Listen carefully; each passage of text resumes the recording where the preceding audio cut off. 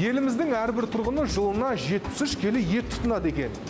Қазақстандықтардың ет өнімдеріне деген сұранысы қашанда жоғары болған және солай болып қала беретін де секілді. Оның үстіне дайындау тәсілдері түрленіп, таңдау да талғамды артты. Ал сапа қалай болып жатыр? Соңғы уақытта сұранысқа ие гриль және стейктің сапасын саралап жатқандар бар ма? Осы сауалдарға алдағы 25 минутта біз жауап іздейміз. Армысыздар. Эфирде тұтынушы таңдауы бағдарламасы және оның жүргізушісімен Сәкен Сейітханұлы. Стейк пісіру 15 ғасырда Англияда алғаш пайда болғанымен, кейін ақш-та кеңінен тарап, тіпті олардың ұлттық тағамына айналды. Стейк негізінен сиыр етінен жасалады. Онда да сіңірленіп кетпеген, жұмсақ бөліктерінен дайындалады. Стейк бізде Европадан келген, көбінесе шетелдің адамдары бізде көп сұрайтын, сұранысқа ие болғаннан кейін біздің елге келген жайы бар. Енді өздеріңіз байқап отырсыздар, қазір біздің елімізде де стейкке өте сұраныс көп. Әсіресе стейктің неше түрі бар, көбінесе осы бізде сұранысқа ие тибон, ребай деп жатамыз. Ол бұл сиырдың мынау жаңа қабырғасының астынан алынады. 20 жылдық тәжірибесі бар аспаз Гүлсана Ізтілеуова бүгін бізбен бірге стейкке ет таңдап, оның қалай әзірленетінін көрсетіп берді. Шеберлігі әбден шыңдалған ол қазіргі уақытта аталмыш тағамның түр-түрін пісіріп жүр. Бүгін стейк ребай дайындаймыз. Мен өздеріңіз көріп отырғандай тұзымды септім. Бұрын бізде көбінесе жаңағы өзімізде дәмдеуіштердің түрлі-түрлісін қосатын болғанбыз. Қазір ондай дәмдеуіштер қосу сәннен шықты. Тек қана тұз, бұрыш, өзіне қажетті затты ғана қолданамыз. Бұлай қарап отырсаңыз, бәрі экологический деп жатамыз ғой, сондай экологиялық түрде дайындалады. Алайда, стейк тұтас, кесек еттің өзінен әзірленетіндіктен сойылған мал етінің барлығы бірдей жарай бермейді. Оны дайындауға әрі қара мал етінің тек 10-15% ғана сай келеді екен. Бірақ біздің заманда қандай кәсіп түрі болса да, тұтынушылар қалтасына тез бейімделе салады. Өндірушілердің қулығына құрық бойламайтын қазіргі уақытта түрлі айла малдарды көріп ақ жүрміз. Ал етті желімдеп жабыстыруға болатынын біріміз білсек, біріміз білмейміз. Стейк дайындаушыларға тек кесек ет қажет. Сол үшін олар мынадай қулыққа барады.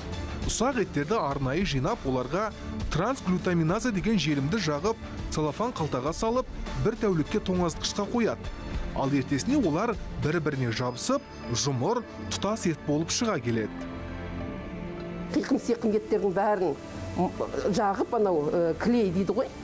Оның өзінің аты ет клей бар екен. Ол нағыз сатылатын, негізі ондай фирмаларда бар.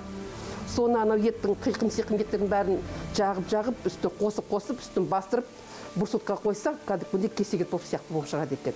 Ол өте қауіпті денсаулыққа. Трансглютаминаза. Өкінішке қарай соңғы уақытта бұл желім тағам өндірісінде кеңінен қолданыла бастады. Химиялық қоспалардан жасалған. Соның арқасында тағам қалдықтары да кәдеге жарап, шикізатқа көп шығындалғысы келмейтін өндірушілер үшін таптырмас олжаға айналды. Трансглютаминазаға қатысты ТМД елдер арасында бірде-бір нормативтік құжат жоқ. Ал өндірушілер болса, арнайы шектеу болмағандықтан оны кеңінен қолданып жүр. Алайда соңғы уақытта Ресейде және ТМД елдер арасында оны тағам өнеркәсібінде қолдануға тыйым салу туралы мәселе көтеріле бастады. Жуырда Еуропалық экономикалық комиссия отырысында ет өнімдеріне қатысты санитарлық талаптар талқыланды. Қазір аталмыш мәселе қарастырылып жатыр. Негізінен оның ет құрамында болмағаны абзал. Сондай-ақ, стейк пісірушілерді етпен қамтамасыз ететіндер желім ғана емес, тағамдық қопсытқыштарды да кеңінен қолданады. Яғни қатыңқырап, сүрленіп кеткен етті бір тәулік тағамдық қопсытқышқа бұқтырып қою арқылы жаңа сойылғанда етіп жұмсартады. Ет қопсытқышының құрамында тұз, папаин, сүт қанты және мононатриум глютамат болады.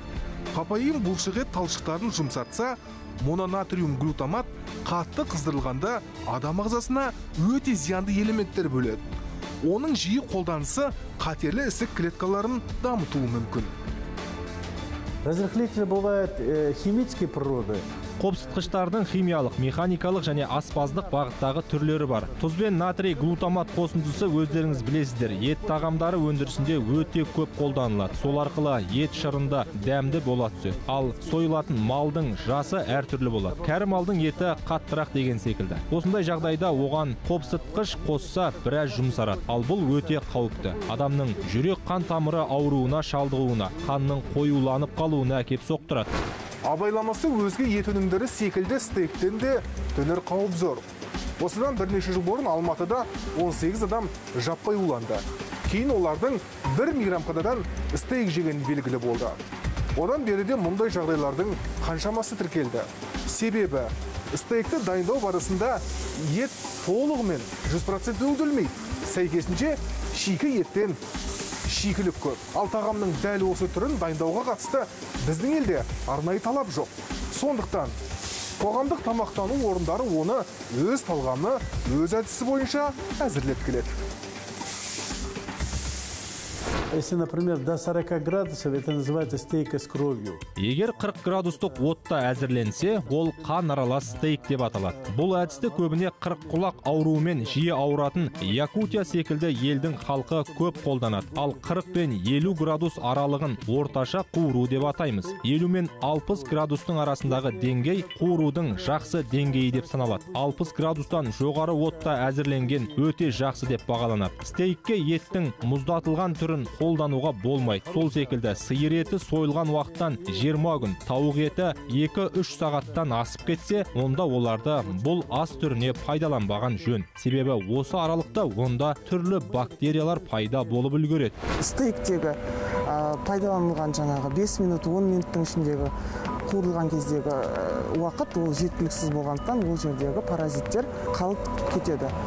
Атап айтсақ, ол стафилококктар, стрептококктар, бруцелла таяқшалары, сосын жаңа кампилобактер сияқты бактериялар жиі кездеседі. Сонымен қатар паразиттер, ол паразиттер өте қоршаған ортаның несіне өте тұрақты болып келеді, сондықтан жаңағы ұзақ уақыт өңдеуді қажет етеді. Инфекционист мамандар толық өңделмеген өнімнің қашанда қауіпті екенін ескертсе де, оған құлақ асып жатқандар некен саяқ.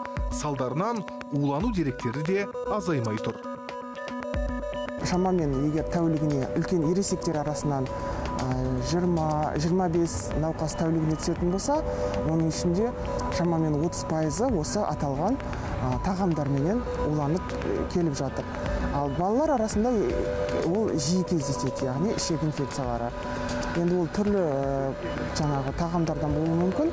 Ет тағамдарын көбіне үлкен ересектер пайдаланса, енді кішкентай балаларда жаңағы тәулігіне 70% жаңағы кишечный ішек инфекциялары болуы мүмкін.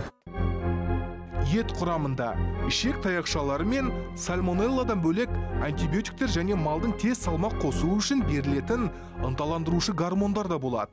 Әрі қара малды бордақылаумен айналысатындар үшін қорасындағы түліктің тезірек салмақ қосып сатылғаны керек. Сол үшін ауру біткеннің алдын алып антибиотик салады.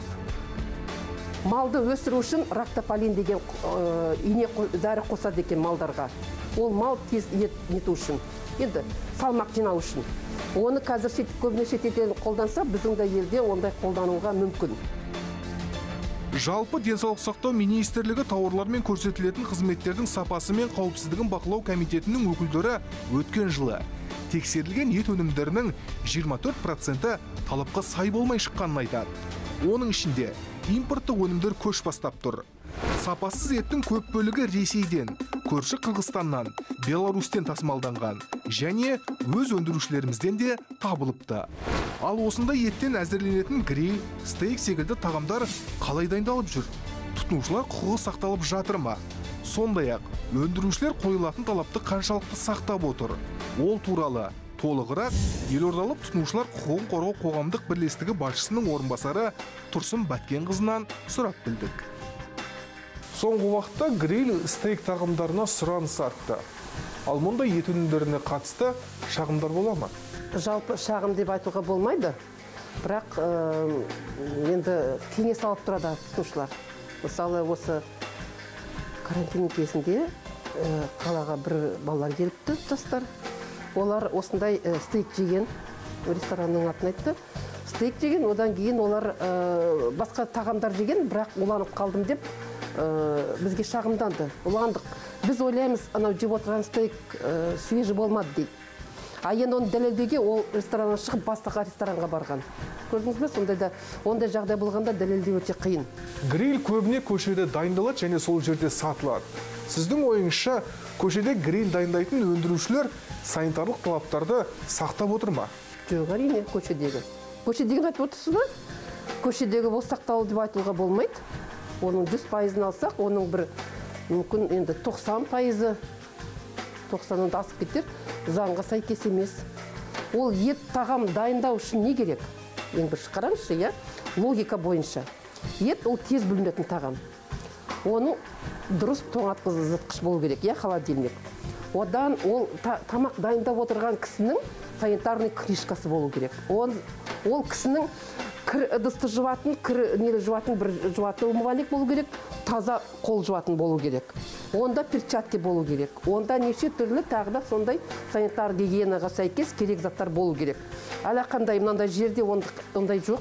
Гриль стейк дайындаушылар қандай талаптарға сай болу керек? Міндетті түрде о жерде ең бірінші еттің құжаты болу керек. Акция заключение санитарно-ветеринарного надзора дейді. Бір, екі, о жерде анау тағы да оған қосымша кетчуп, анау не қояды, оның бәрін құжаттары болу керек. Олардың бәрі мерзімнен шықпау керек. Ең керегі, ең қазіргі бүгінгі күні санитарный книжкасы болу керек. Жөтеліп алып тұрған адам оны сата береді. Ол ет дегеніңіз, ол қазір адам жейді ғой, ол үйіне апармайды, оны қыздырмайды, оны пісірмейді. Осы жерден алды ма, осы жерден жейді. Сол себепте осындай жейтін тамақтарға санитарлық талаптар ол өте көп, оны орындалады деп мен тоже айта алмаймын. Мұнда ет өнімдерін тапсырыспен үйге алдырып алып, кейін сан соғып жататындар бар. Мұндай жағдайда тұтынушылар не істеу керек? Тамақ болсын, әсіресе зат болсын, ең бірінші міндетті түрде оның чек талап ету керек. Не болмаса, қандай да болса, осы кәсіптен алынған деген дәлел болу керек. Ол мысалы доставка деген бір құжаттар болады. Құжатсыз ешбір нәрсе алуға болмайды. Мысалы сіз уланып қалған кезде оның дәлелдеу өте қиын болады. Ол бір, екіден анандай ұсыныс берердің алдында, сондай тағамға, үйге әкелетін тағамға, ең бірінші міндетті түрде ол жерден сертификатын талап етіңіз. Неге десеңіз, бүгінгі күні мынау ет тағамнан енді көбінесе біздің елге шетелден келіп жатқан еттер өте көп, ол бәріне мәлім. Сондықтан ол шетелден келген еттердің, ол қараңызшы, сонау анау Бразилия, Америкадан келеді екен. Ол қандай температурамен келді, ол транспортировка қалай сақталды, мерзімі қандай уақыт, соның бәрін ескерту үшін сол құжаттар болады. Құжаттың ішінде бәрі толық жазылады. Бағдарламамыздың бүгінгі санын арқау болған грильде, стейкте негізінен осылай жақсылап тұрып маринатталады. Онсыз ет құрғап, қатты болып қалады. Сондықтан тұз, бұрыш, сарымсақтан бөлек, тағы да түрлі дәмдік қоспалар қосылады. Бұл менде рибай түрі. Рибай деген бұл қабырғамыздың бір жақ беті. Сонда бұны қабырғам. А егер тибон болатын болса, екі жақ Т-образный болады, сонда екі жағында да еті болады. Ол тибон деп аталады. Мынау бізде рибай түрі. Рибай түрін алған жағдайда қасапшы сізге сұранысыңыз бойынша дайындап береді. Сол кезде ең мән беретін мына сүйегін кейде болады, өздеріне ыңғайлы етіп жасап қояды. Сол үшін сіз егер үлкендеу болған жағдайда ортасынан тағы да бөлдіртіп алсаңыз, сізге өте ыңғайлы болады. Өйткені біріншіден тез піседі, екіншіден өте жегенге де ыңғайлы болады. Қоғамдық тамақтану орындары тұтынушыларға ұсынылатын ет өнімдерінің барынша дәмді болуы үшін түрлі амалдарға барады. Себебі алған тағамның дәмі тіл үйретіндей болса, клиенттердің қайта айналып келе берері сөзсіз. Бұл ретте дәмді қоспалардың алар орны ерекше. Алайда өкінішке қарай сол қоспалардың кейін ағзадан шығуы қиын. Мамандар олардың қордаланып қалатынын айтады, және ол түрлі ауруларға шалдықтыруы мүмкін. Әрине ол дәмді болу үшін түрлі дәм қосарлар қосады, тұздайды, немесе түрлі тағамды қоспалар, бұрыштар қосады.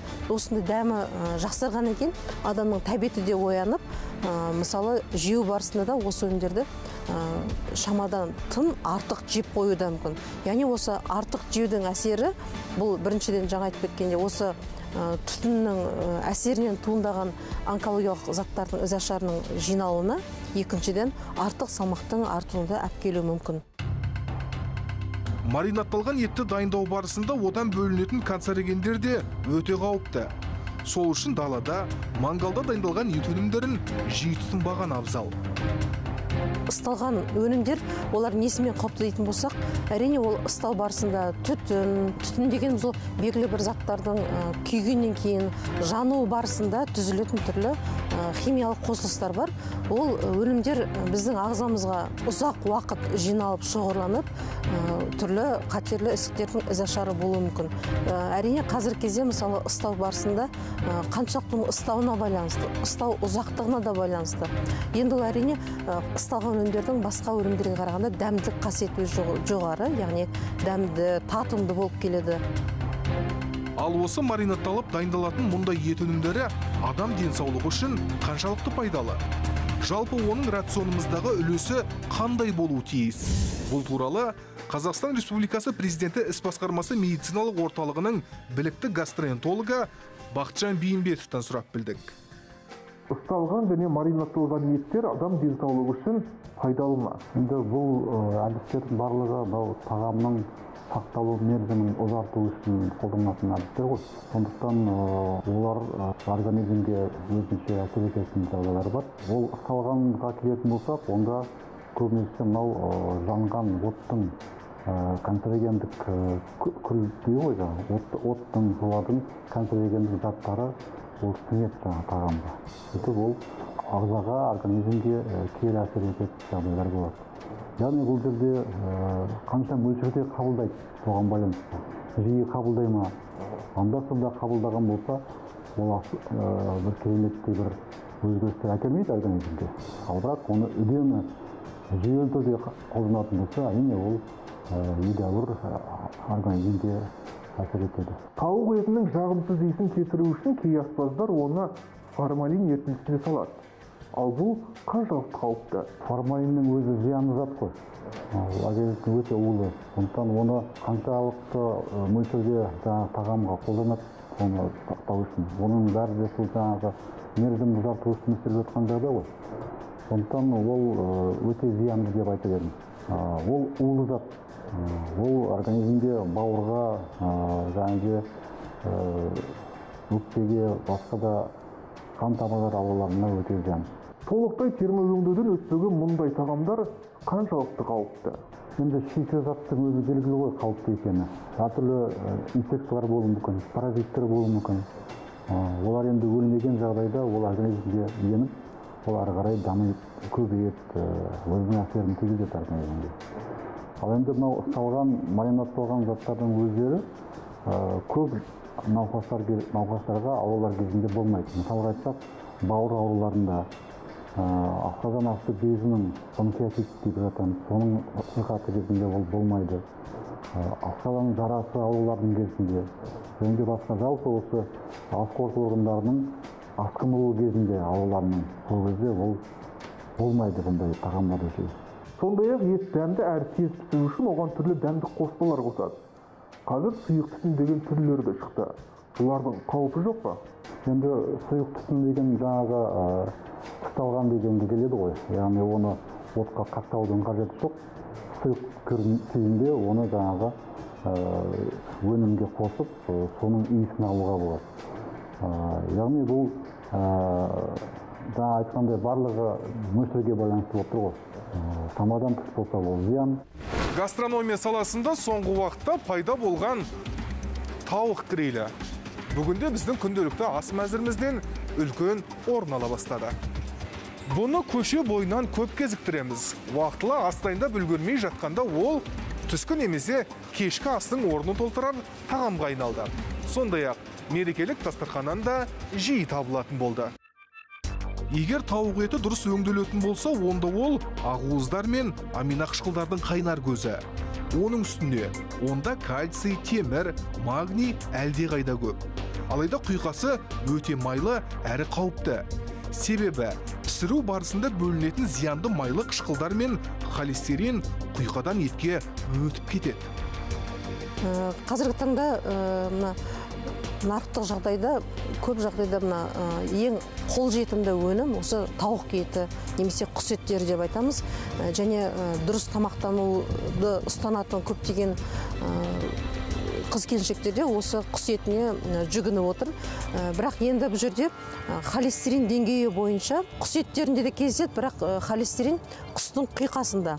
Сондықтан егер холестериннің деңгейі ағзада, мысалы, қанның құрамында холестерин 5 көрсеткіштен жоғары болса, әрине құс еттерін аздап шектеуге тура келеді.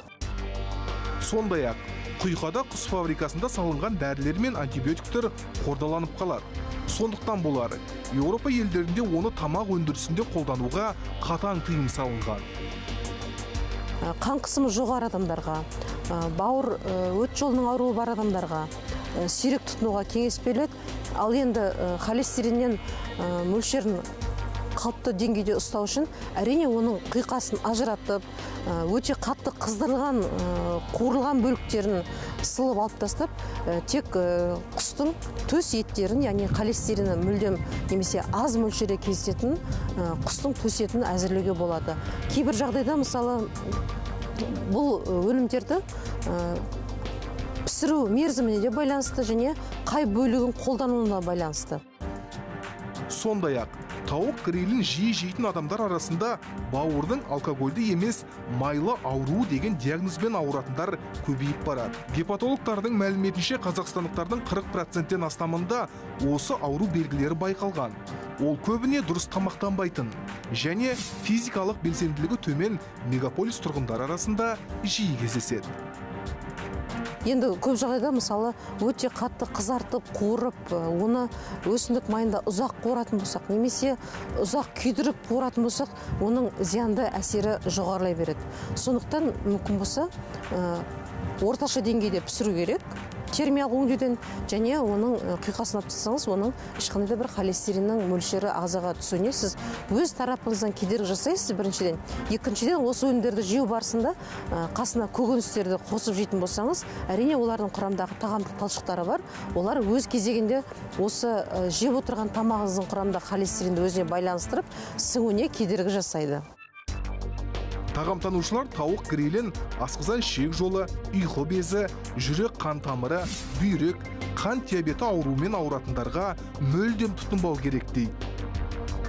Енді қаншақты жеуіміз керек дегенде, әрине аптасына 1-2 рет жеуге болады. Яғни оны тіске басар ретінде 20-30 граммнан жеуге болады. Ал енді ысталған түрлі, мысалы, біздің қымыздар бар, ысталған сабаға пісіріліп жасалынған, немесе ысталған түрлі соғымды еттер болады. Оны да, мысалы, бізде ата-бабаларымыз жеген кезде консерванттық қасиетін қолдану барысында етті ыстап, яғни сыртқы ортада түрлі микроорганизмдердің оған жинауына кедергі жасау үшін консерванттық әсерін қолдана отырып жеп отырған. Бірақ ол осы зиянды өнімдердің организмге кері әсерін болдырмас үшін үнемі міндетті түрде түрлі ағарғанды ішіп, соның зиянды әсерін жойып отырған. Күдікті арттырар тағы бір мәселе. Тауық грилін пісіруге арналған құрылғылар өте сирек тазаланады. Салдарынан онда еттен аққан май жиылып қалады. Сондай-ақ, етті түйрейтін шампурларда да май қордаланып, олар канцерогендердің нағыз қайнар көзіне айналады. Бұдан бөлек грилдер алдын ала пісіріліп, мұздатқышта жатып қалуы мүмкін. Ондай жағдайда ішек таяқшалары көбейіп кетуі мүмкін. Мұның соңы улануға кеп соғады. Ал ондай жағдайда не істеу керек? Ең бірінші белгілері ол құсу. Кенеттен жаңағы тағамды пайдаланғаннан кейін құсу белгілері болады. Құсқан кезде бірінші 3 сағаттың ішінде асқазанды шайып үлгеру керек. Не себепті? Өйткені жаңағы бактериялардың токсиндері уже қанға сіңіп кетудің алдын алу үшін. Қанға сіңіп кетудің алдын алу үшін егер жедел арада таза суменен шаятын болсақ, тез арада асқазанды шайып, жаңағы жағдайы жақсарады. Тауық грилі мен стейкті жасы 7-ге толмаған балаларға мүлдем беруге болмайды. Себебі, ондағы зиянды майлы қышқылдар мен химиялық заттар өсіп келе жатқан ағзаға айтарлықтай зардабын тигізуі мүмкін. Ал 7 жастан асқандарға тек үй жағдайында дайындалғанын ғана беруге болады. Бір сөзбен айтқанда, тамақ өнеркәсібі саласында абайламасаңыз, айла амалдар жетіп артылады. Ал аңғалдықтың соңы ауруханадан бірақ шығаруы мүмкін. Оның үстіне ет өнімдері ең қауіпті тағамдар үштігіне кіреді. Сондықтан сақтық шараларын ұмытпаңыз. Бастысы біз ескерттік. Ал таңдау жасау әркімнің өз еншісінде.